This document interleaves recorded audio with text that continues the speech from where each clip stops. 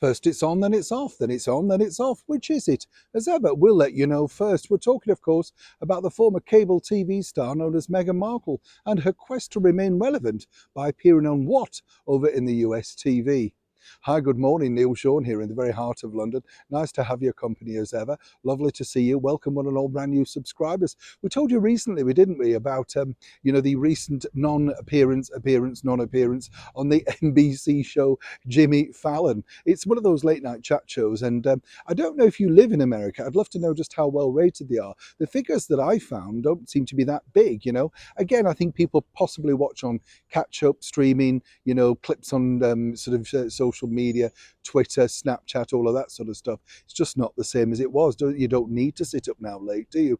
But what was interesting was, as you now know, they announced that Meghan was going to be appearing on the NBC Jimmy Fallon show, and then it was quickly withdrawn. And as I told you before, the alien on Earth that speaks on behalf of Meghan claimed that they'd got it all wrong. Bigger picture as ever, though, as we delve further deeper, we found out that Meghan, in fact, was, going to be treated really like royalty on the show. In fact, Jimmy had agreed to subject all the questions in advance to the person who sometimes goes under the title of the Duchess of Sussex. Nothing new in that, particularly if you're an A-list celebrity, but of course is Meghan. And the idea really was that she could rehearse those questions in advance so that she had no surprises what was coming upon the chat. And more importantly, if she wished to go on the set, they would arrange it as a closed set so they could have a pre-rehearsal too. I mean, really?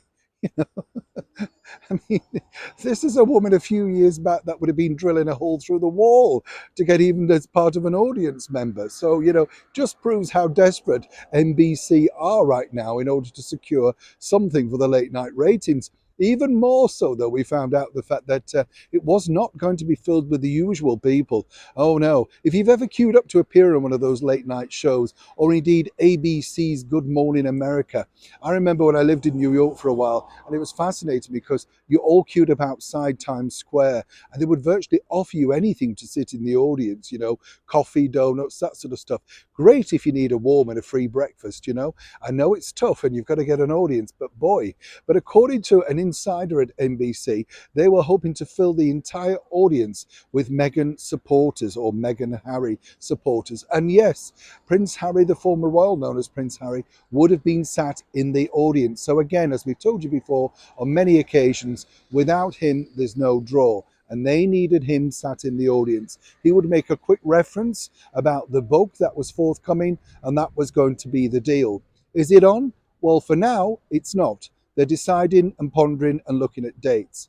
What's the betting, though? They don't find the date just in the middle as the Prince and Princess of Wales arrive to launch their big charity Earthshot. Remember, you heard it here first. Neil Sean in the very heart of London.